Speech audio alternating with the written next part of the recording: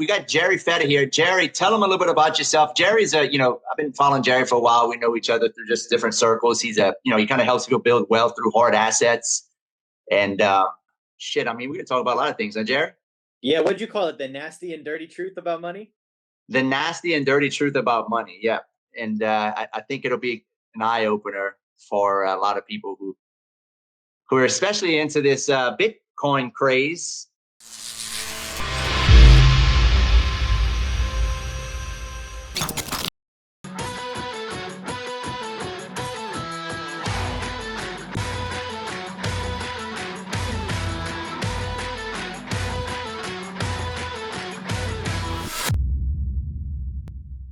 Let's get into Bitcoin, right? Jerry, what are your thoughts? What are your honest to God thoughts on Bitcoin? And I'll tell you my honest to God thoughts on Bitcoin, unless you want me to go first.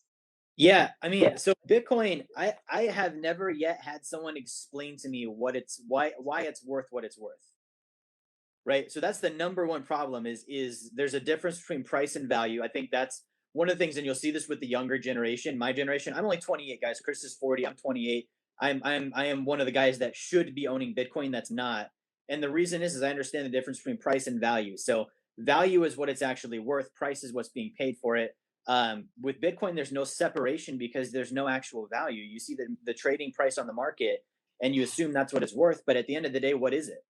Right? It's a freaking Venmo account that you have extra protections on, but it doesn't actually do anything. So I don't think that Bitcoin is an asset class. I think at this point it's more of a collector's item, right? When I look at value, I look at for something to have value, it's got to have at least three of the following four. It's got to have track record, it's got to have earnings, it's got to have intrinsic value, and it's got to have extrinsic value, right? So Bitcoin, you could argue it has track record. It's been around 10 years.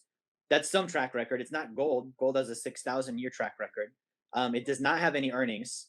It does not have any intrinsic value, and it does have extrinsic value, meaning other people will think it's worth something. So it only checks off potentially 2 of the 4 boxes. And that's a very analytical approach for me. So that's why I'm out on it. I don't have any. I don't recommend owning it. It's not a currency. Like if I was going to buy a real estate deal from Chris, like, Chris, tell me what you would think of this. You sell me a mobile home and I pay you in Bitcoin. And then the next day, the value of the Bitcoin I transfer to you goes in half.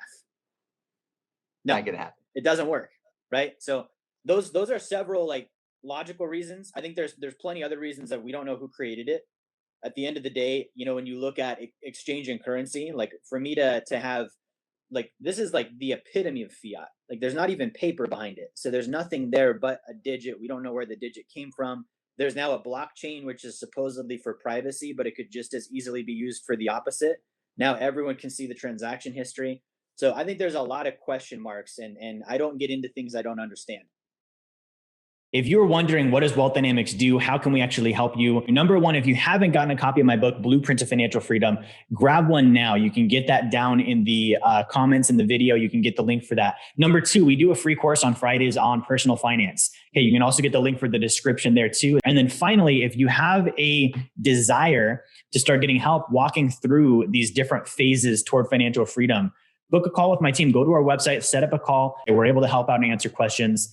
That's how we can help you. Thank you for watching. Like, share, subscribe. Make sure you turn notifications on, and I will talk to you guys on the next video.